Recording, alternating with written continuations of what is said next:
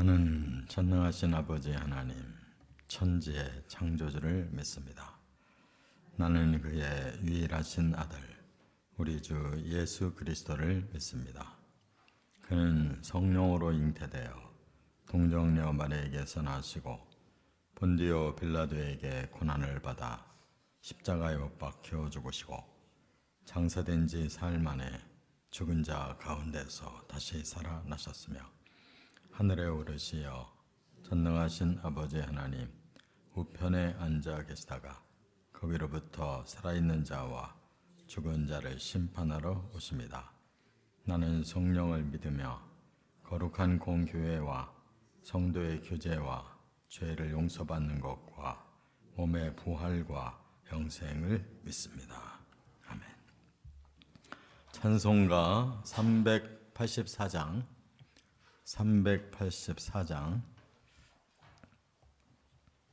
다 같이 부릅니다. 나의 갈 길 다가도록 예수 인도하시니 내 주 안에 있는 긍휼 어찌 의심하리요. 믿음으로 사는 자는 하늘 위로 받겠네. 무슨 일을 만나든지 만사 형통하리라. 무슨 일을 만나든지 만사 형통하리라. 나의 갈 길 다가도록 예수 인도하시니 어려운 일 당한 때도 족하는 해주시네. 나는 심히 고단하고 영혼 매우 가라나 나의 허패 반석에서 샘물 나게 하시네. 나의 허패 반석에서 샘물 나게 하시네. 나의 갈 길 다가도록 예수 인도하시니 그의 사랑 어찌 큰지 말로 할 수 없도다. 성령 감화 받은 영혼 하늘나라 갈 때에 영영 부를 나의 찬송 예수 인도하셨네. 영영 부를 나의 찬송 예수 인도하셨네.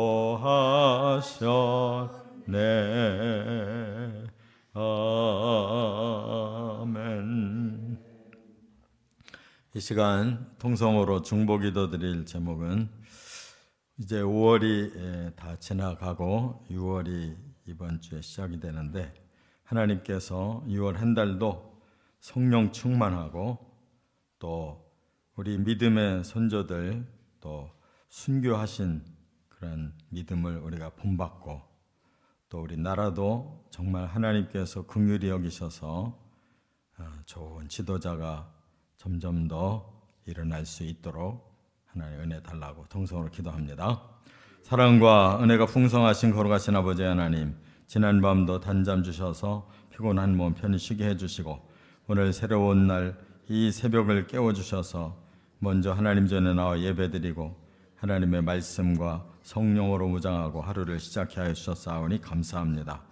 5월 한 달도 지켜주시는 은혜 감사하고 이제 6월이 곧 시작됩니다. 하나님께서 동행해 주시고 또 6월 한 달 우리가 성령 강림을 참으로 다시 한번 우리 마음 중심에 사모하고 성령 충만함을 받고 승리하는 한 달을 살게 하시고 또 이 나라를 하나님 긍휼히 여겨 주시어서 우리 선조들이 참으로 하나님 앞에 그리고 이 나라를 위해 희생하고 헌신한 것처럼 우리들도 그 믿음 따라가게 하시고 새롭게 변화되는 아버지 우리 대한민국의 변화의 역사가 일어나기를 원합니다. 이 시간도 말씀의 깊은 깨달음을 더하여 주실 줄 믿고 예수님의 이름으로 기도 올려옵나이다. 아멘. 하나님 말씀 오늘은 여호수아 20장을 보겠습니다. 여호수아 20장 1절부터 9절까지 저와 여러분들이 한 절씩 교대로 봉독합니다. 여호와께서 여호수아에게 말씀하여 이르시되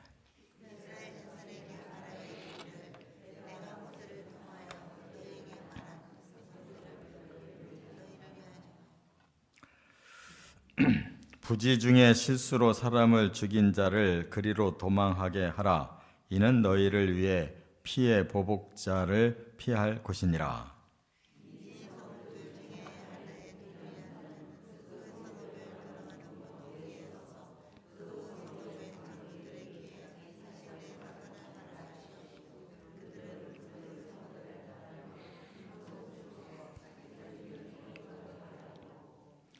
피의 보복자가 그의 뒤를 따라온다 할지라도 그들은 그 살인자를 그의 손에 내주지 말지니 이는 본래 미워함이 없이 부지 중에 그의 이웃을 죽였음이라.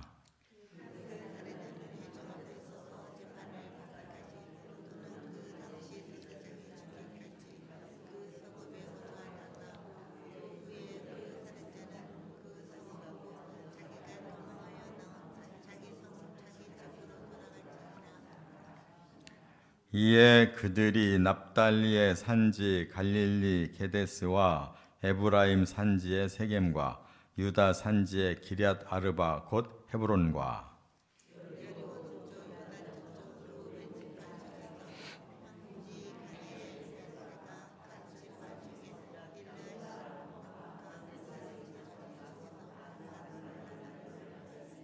다 같이 이는 곧 이스라엘 모든 자손과 그들 중에 거류하는 거류민을 위하여 선정된 성읍들로서 누구든지 부지 중에 살인한 자를 그리로 도망하여 그가 회중 앞에 설 때까지 피의 보복자의 손에 죽지 아니하게 하기 위함이라. 아멘. 오늘은 도피성의 원리, 도피성의 원리라는 제목으로 말씀을 선고합니다. 지금까지 이 도피성이라고 하는 내용의 말씀이 여러 번 나오는데 이제 드디어 이 가나안 땅을 이제 정복하고 12지파가 다 분배를 받았어요. 그리고 나서 이제 그동안 율법과 또 모세의 설교를 통해서 여러 차례 도피성 세우라고 했는데 이제 세울 수 있게 된 겁니다. 실제로 그 땅을 이제 분배받아서 살고 있기 때문에 이 도피성을 이제 정말 세워서 그 원리를 잘 활용하라고 말씀을 주신 거예요. 이처럼 성경은 이 말씀이 점진적으로 처음에는 예언을 하시고 그 다음에는 그 때가 되면 그 말씀대로 이루어지도록 이렇게 점진성을 가지고 성경이 쓰여져 있어요. 그래서 뭐 이렇게 똑같은 소리를 여러 번 하나 하는데 똑같은 소리가 아니에요. 앞에서는 그렇게 미래를 예언하신 거고 이제 여기 와서는 그것이 성취되는 그런 시점이다 그 말입니다. 그래서 실제로 도피성을 이제 세우는데 도피성의 원리가 중요한 거예요. 구약에서 어떻게 도피성이라는 이러한 원리를 말씀하셨을까 할 정도로 이 율법을 초월하는 그 지금까지는 모든 것이 그냥 율법대로만 살아라고 말씀했는데 이 도피성의 원리는 율법을 초월하는 일을 하라는 겁니다. 그래야만 사람을 구원할 수가 있다는 거예요. 율법대로 하면 막 다 뭐 살인했다 그러면 다 거기에 대해서 보복을 하게 했는데, 그래가지고는 하나님의 본래의 뜻인 구원이 이루어질 수가 없잖아요. 그러니까 율법은 한계가 있는 거예요. 방향이 죄를 짓지 말라고 경고하는 거지, 죄 지은 후에 후속 처리를 강조하는 게 아니에요. 이미 어차피 죄를 졌다 그러면 그 사람을 율법대로 그냥 처단하기만 하면 우리 인류는 다 죽고 말아요. 왜? 죄 한 번도 안 진 사람이 어디 있어요? 그렇기 때문에 하나님은 죄를 졌음에도 불구하고 그 상황을 잘 따져서 심판해야 될 자는 꼭 심판해야 되지만, 그렇지 않고 부지중에 죄를 졌다면 그 사람은 다시 살아날 기회를 줘야 된다. 이게 도피성의 원리예요. 이게 바로 복음이고, 이게 바로 도피성은 교회의 예표다, 그 말이에요. 할렐루야. 그러니까 성경은 막 다른 것 같아도 하나님의 마음에는 한 가지 방향으로 다 주신 거예요. 그래서 율법도 필요하잖아요. 율법을 알아야 뭐가 죄고 뭐가 의롭게 사는 건가 기준을 알잖아요. 그러나 율법을 그대로 지킬 수 없을 때에는 그다음 문제가 생기는 거예요. 나는 이 죄를 져서 이 벌 받고 저 벌 받고, 그러면 사람이 구원 받을 수가 없잖아요. 그래서 하나님이 이제 그것을 더 초월해서 구약에서도 율법을 넘어선 하나님의 구원 방법이 있다, 이 말씀이에요. 그렇기 때문에 이게 복음의 원리고, 이것이 이제 구약 시대를 초월하는 교회의 원리다, 그 말이에요. 그래서 세 가지로 살펴봅니다. 첫째, 1절부터 3절에 보면 도피성을 세우는 목적. 3절에 보니까 부지중에 실수로 사람을 죽인 자를 그리로 도망하게 하라. 이는 너희를 위해 피해 보복자를 피할 것이니라. 아주 명확해요, 목적이. 부지중에 실수로 사람 죽였다. 이 사람 죽인 것은 10가지 계명 중에 6번째, 살인하지 말라. 이게 굉장히 많은 율법을 함축해서 10가지로 모아놨는데, 그 중에 6번째 계명이 사람 죽이면 안 된다는 거예요. 그런데 죽였어요. 어떻게? 의도적인 것이 아닌 사고로 사람을 죽였다, 이 말이에요. 그랬을 때 어떻게 해야 되느냐? 율법을 보면 살인했으면 그대로 값을 치러야 되는데, 여기서 율법을 넘어서는 초월의 법을 주셨어요. 그 사람은 도피성이라는 곳으로 도망만 가면 일단 살린다는 거예요. 그러니까 그 당시의 율법은 보복법이거든요. 죽이면 너도 죽여라, 그거예요. 눈을 상하게 하면 그 사람의 눈을 또 상하게 해서 그대로 보복해라. 그런데 그렇게 해가지고는 구원받을 사람이 없으니까 하나님이 진짜 중요한 도피성 원리를 말씀해서, 부지중에 실수로 사람 죽였다면 그건 보복법으로 해결 안 된다. 일부러 죽이려고 한 거 아니라면 그 사람의 상황을 따져봐서 일단 살려놓고 그 다음 법을 따져봐라, 이렇게 말씀했어요. 그래서 우리가 복음으로 구원받는다는 것이 그냥 무조건 믿기만 하면 막 그냥 도매금으로 구원받는다는 뜻이 아니에요. 우리가 일단 도피성과 같이 구원을 받은 다음에 나중에 심판받는 거예요. 깨달으시 바랍니다. 예수 믿기만 하면 모든 게 다 그냥 지워지는 게 아니에요. 그거는 복음을 전할 때 하는 말이고, 전해서 믿고 나서 신앙생활을 한 사람한테는 의를 반드시 물으시는 거예요. 그렇기 때문에 우리가 100% 의롭게 살 수 없어서 회개해서 용서받고, 회개해서 용서받으면서 성화되어 가야지, 천국에 들어갈 만한 그런 준비 과정이 점점 일어나야지, 그게 없이 나 그냥 구원 받았어, 예수 믿고 나 다 용서받아서, 그건 아니란 말이에요. 회개가 없는데 무슨 용서가 계속되겠어요? 계속 회개가 필요한 거예요. 자, 그렇다면 여기서 목적은 뭐냐? 실수로 그런 일이 일어났을 때에는 그 사람이 의도적으로 한 게 아니라면 충분히 용서받을 수가 있다는 거예요. 의도적으로 내가 저 사람 죽이고 내가 반드시 보복해야 돼. 그렇다면 이거는 그 사람이 마음에 의도하고 죽인 거니까 그건 반드시 심판해야 된다는 거예요. 그래서 사탄도 하나님 앞에 범죄하고 사람도 하나님 앞에 범죄했지만 사탄은 아주 계획적이고 의도적인 거기 때문에 용서 못 받는 거예요. 사탄은 결코 회개가 없어요. 끝까지 의도적으로 하나님을 대항하고 하나님을 방해하려고 죄를 계속 지니까 사탄은 영벌을 받는 거예요. 그러나 사람은 사탄에 의해서 속아가지고 범죄했기 때문에 그것만 깨닫고 회개하고 다시 돌이키면 얼마든지 기회가 주어진다 그 말이에요. 자, 그래서 피해 보복자도 하나님 인정하신 사람들이에요. 왜? 가족이 있는데 아니 우리 그 가정에 뭐 우리 형제를 죽였다든지 부모를 죽였다든지 한 사람 어떻게 그냥 놔두냐고. 그 반드시 보복하고 싶잖아요. 그 사람 그것도 정당한 거예요. 어떻든 저 사람이 우리 형제를 결국 죽였다. 의도적이든 부지중이든 간에 어떻든 우리 집에 큰 손실을 줬잖아요. 그러면 보복할 수 있는 그런 당당한 권리가 있는 거예요. 그게 율법이라고. 그러나 율법만 가지고는 한계가 있기 때문에 더 그 다음 들어가서 따져보고 그 사람이 잘못해 의도적인 게 아니라면 실수라면 그 사람도 살리고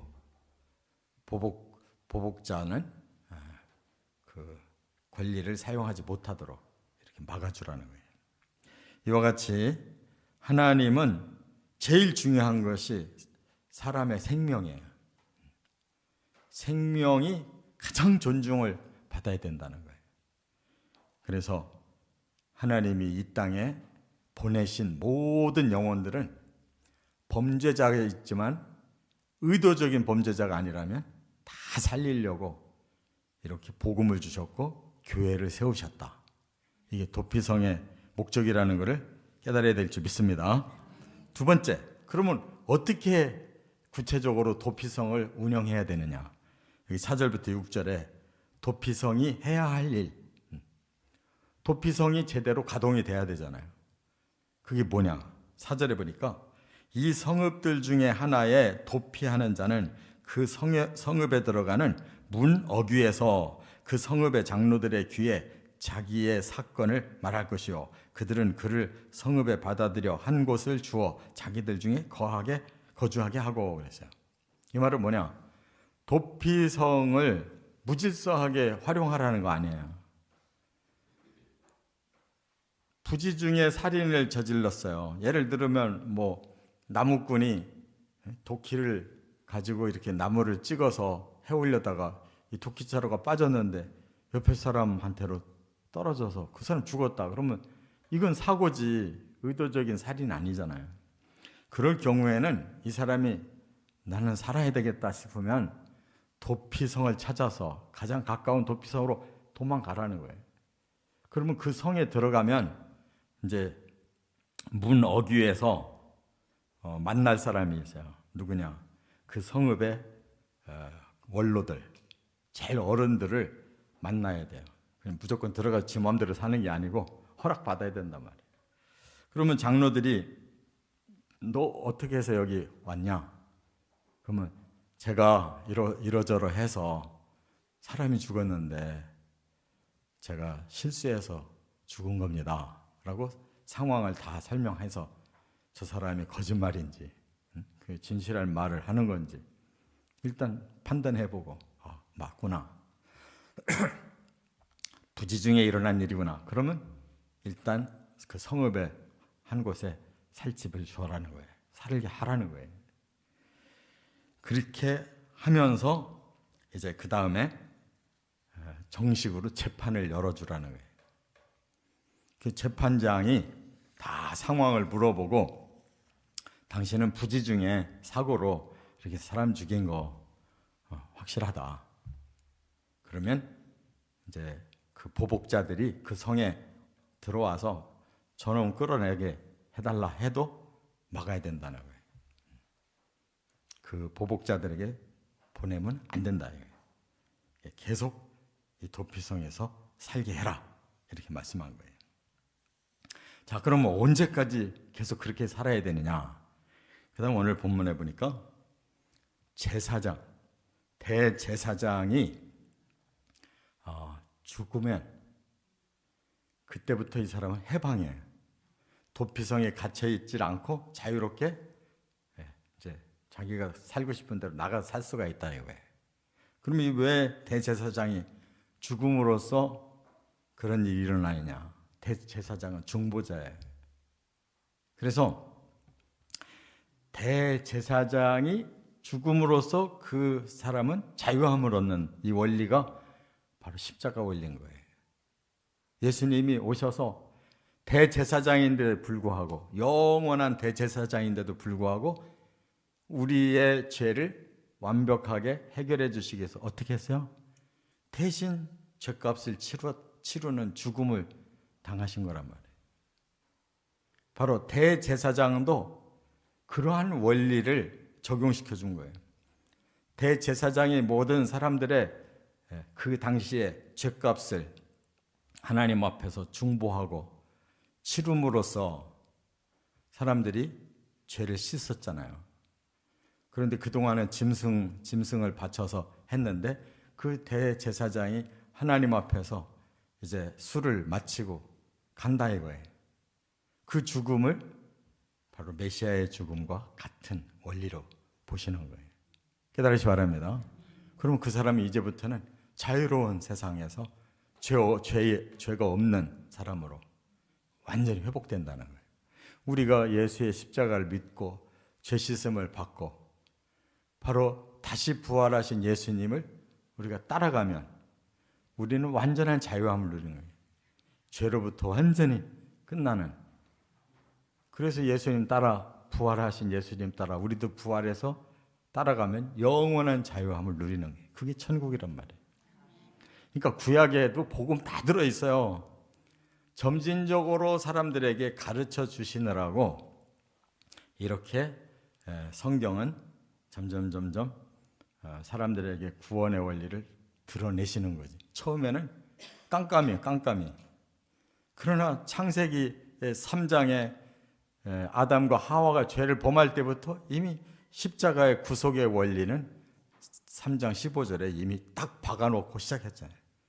그걸 이해를 못할 뿐이었는데 차츰 이렇게 성경에 점점 그 원리를 계시하고 있으니까 구약에서도 도피성에 들어가면 마치 복음으로 교회 안에 들어와서 구원받는 것과 똑같은 이치로 사람 살렸단 말이에요. 그러니까 성경이 얼마나 기가 막히게 아주 치밀하게 하나님이 비밀로 주시고는 사람들에게 시대마다 또 성경이 점점 쓰여질수록 이렇게 밝혀가고 계시는 계시의 원리란 말이에요. 믿습니까? 그냥 아무것도 모르는 사람이 성경 몇 구절을 읽고는 지가 뭘 안다고 그렇게 깊고 오묘한 구원 원리를 그렇게 가볍게 얘기할 수 있냐 이거예요. 우리는 이처럼 하나님 앞에 사면받는 거, 우리의 영혼 몸 중에 몸은 가장 늦게 사면을 받는 거예요. 그렇기 때문에 예수님 다시 오셔야 몸이 사면받기 때문에 부활하는 거예요. 믿습니까? 뜻도 없이 부활을 얘기하면 안 되는 거예요. 왜 부활하느냐? 우리가 마지막 죄값을 치르는 게 부활이란 말이에요. 치루어서 다시 우리 몸까지 살려내는 거예요. 영혼이 먼저 구원받고 예수님 오실 때 부활로 몸도 구원받고 그리고 천국에 들어가니까 우리의 영혼 몸이 완성된단 말이에요. 그런데 뭐 맨날 우리 몸을 가지고 썩을 놈 죽일 놈 하면 안 된단 말이에요. 그래서 우리 기독교도 과거에 너무 금욕주의적인 신앙생활을 해서 막 몸을 점점 괴롭게 만들어야 내 영혼이 맑아진다고 봤는데 아니에요. 영혼만을 위해서 몸이 희생을 하면은 오히려 비정상적인 신앙생활을 하는 거예요.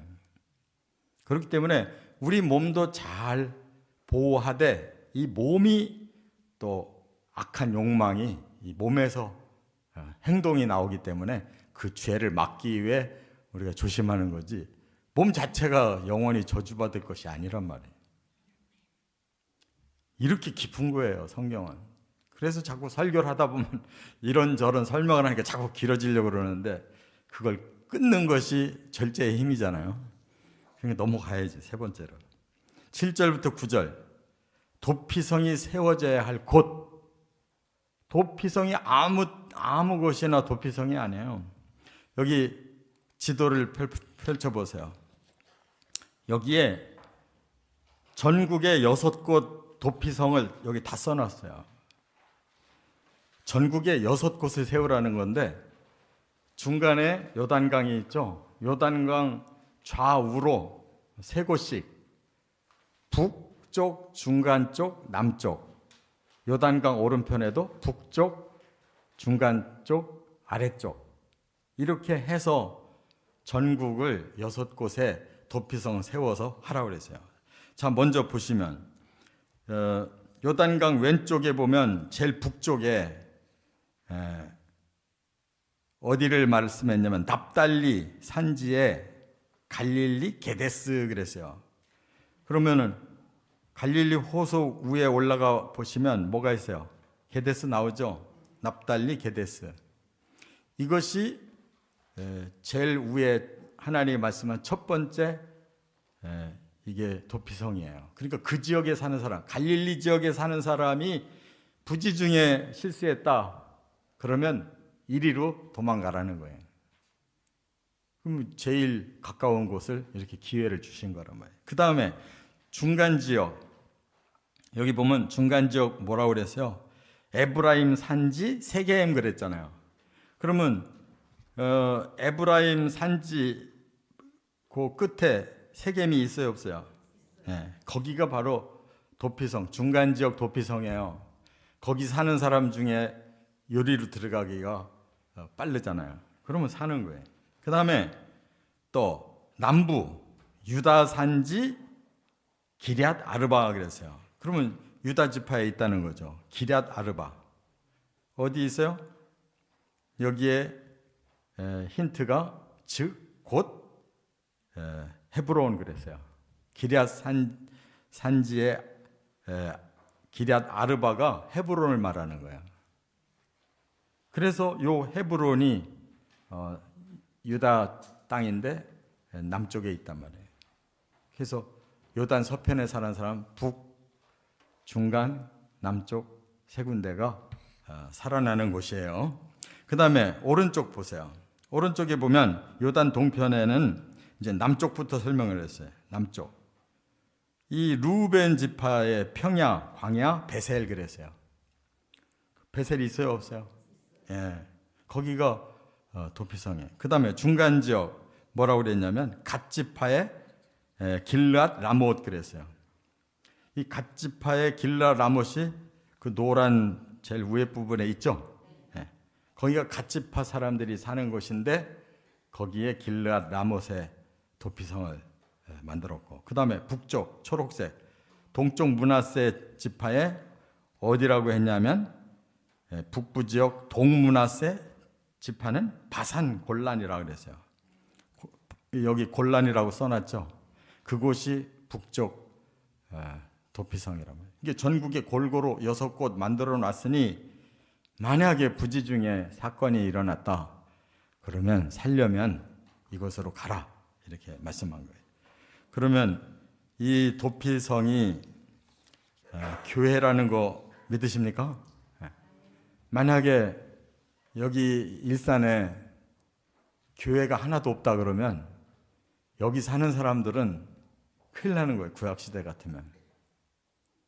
그러니까 어느 나라든 어느 민족이든 천하 만민에게 복음 전하라고 그랬잖아요. 그러니까 천하 만민이 사는 곳에는 다 교회가 들어서야 되는 거예요. 도시의 개척교회, 시골의 미자리 교회, 해외 선교사들 다 이 도피성 세우러 다니는 거예요. 그래서 세워진 곳에 바로 복음이 항상 그곳에서 사람들을 살려야 되는 거예요. 우리 일산교회가 67년 전에 여기 도피성으로 세워진 거예요. 일산교회가 뭐 괜히 우리 교제하라고 세운 게 아니에요. 뭐 하라고? 죄인들 구원시키라고.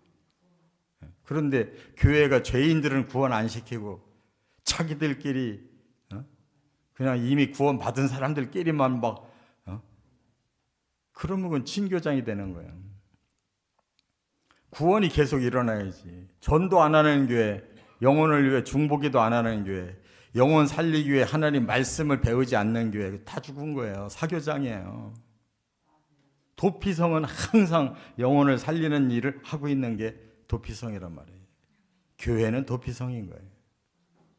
그래서 십자가의 복음과 부활의 원리를 계속 가르쳐서 죽을 자를 씻어가지고 의로운 자 만들어서 다시 저주를 풀고 영생할 수 있도록 인도해내는 것이 그게 교회가 해야 될 일인 거예요. 이렇게 우리도 하나님의 그 뜻대로 이 사명 잘 감당해내시기를 주의 이름으로 축원합니다. 기도드립니다. 사랑과 은혜가 풍성하신 하나님 아버지, 참으로 구약시대에도 이미 교회가 세워졌음을 깨닫습니다. 영혼들이 죄를 지었다가도 얼마든지 구원받을 모든 남녀노소 빈부 격차를 막론하고 다 구원의 기회가 주어졌다는 것을 깨닫습니다. 오늘 우리들에게 주신 사명인 줄 믿고 이렇게 잘 감당하는 일산교회와 성도들 되게 하여 주시옵소서. 예수님의 이름으로 기도 올리옵나이다. 아멘. 하늘에 계신 우리 아버지, 아버지의 이름을 거룩하게 하시며 아버지의 나라가 오게 하시며 아버지의 뜻이 하늘에서와 같이 땅에서도 이루어지게 하소서. 오늘 우리에게 일용할 양식을 주시고 우리가 우리에게 잘못한 사람을 용서해 준 것 같이 우리 죄를 용서하여 주시고 우리를 시험에 빠지지 않게 하시고 악에서 구하소서. 나라와 권능과 영광이 영원히 아버지의 것입니다. 아멘. 은혜로우신 하나님 감사합니다. 오늘도 새날 주시고 또 5월이 이렇게 다 지나도록 주여 저희들에게 은혜 내려 주시어서 무사히 살게 하신 거 감사합니다. 이제